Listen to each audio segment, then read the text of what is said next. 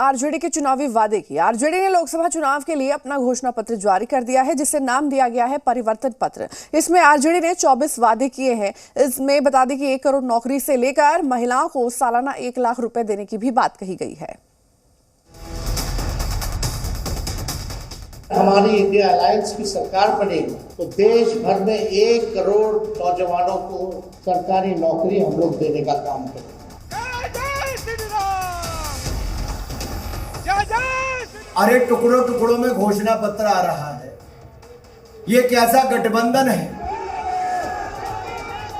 भाई अगर 1 करोड़ लोगों को नौकरी ये दे सकते, इन्हीं के परिवार के लोग बिहार की सत्ता में रहे और उस वक्त कैसे नौकरियां बांटी गईं, ये हम में से किसी को बताने की जरूरत नहीं है। 24 के सियासी समर में आरजेडी ने भी जनता से कई वायदे कर डाले हैं। पुरानी पेंशन स्कीम हो या फिर 500 रुपए में हर घर सिलेंडर, आरजेडी ने जनता को रिझाने की पुरजोर कोशिश की है। लेकिन एक ऐसा वादा भी है जो आरजेडी जनता से करना नहीं भूलती है, और वो है सरकारी नौकरी का। तेजस्वी ने ऐलान किया कि अगर देश में इंडिया गठबंधन की सरकार बनी तो 1 करोड़ लोगों को सरकारी नौकरी मिलेगी। साथ ही तेजस्वी ने बिहार को विशेष राज्य का दर्जा देने का भी वादा किया। अगर हमारी इंडिया अलायंस की सरकार बनेगी तो देश भर में 1 करोड़ नौजवानों को नौकरी, सरकारी नौकरी हम लोग देने का काम करेंगे। 1 करोड़ नौकरी पूरे देश में। पूरे देश में 30 लाख नौकरियां जो है रिक्त पड़ी है, उसको तो भरेंगे ही भरेंगे, लेकिन 70 लाख नौकरी का जो है पदों का हम लोग सृजन करेंगे। पुरानी पेंशन योजना ओपीएस को हम लोग लागू करेंगे, और सबसे महत्वपूर्ण, बिहार को विशेष राज्य का दर्जा हम लोग दिलाएंगे। बिहार को विशेष राज्य का दर्जा दिलाएंगे।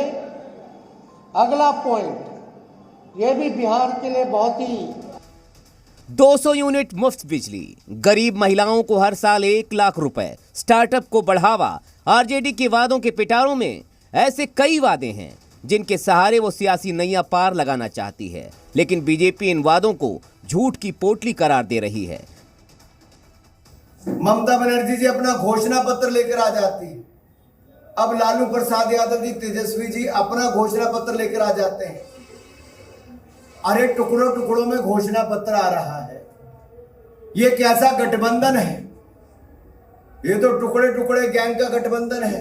ये टुकड़े टुकड़े गैंग, ये तुष्टीकरण करने वाले का गैंग, ये मुगल मानसिकता का गैंग, ये बिहार का कभी कल्याण नहीं कर सकता, देश का कल्याण नहीं कर सकता। बिहार में 40 का 40 सीट नरेंद्र मोदी के पास। आरजेडी के घोषणा पत्र पर न केवल बीजेपी सवाल उठा रही है, बल्कि एनडीए के घटक दल भी इस बहाने आरजेडी और विपक्षी गठबंधन पर निशाना साध रहे हैं। वादा तो वही करता है जिसके पास सलाहियत है। तो न तो एनडीए गठबंधन, घमंडिया गठबंधन का कोई भविष्य है, और न तो यहाँ इन लोगों का कोई भविष्य है। जो भविष्य है यहाँ पर एनडीए का जो गठबंधन है, नरेंद्र मोदी जी और नीतीश कुमार जी का।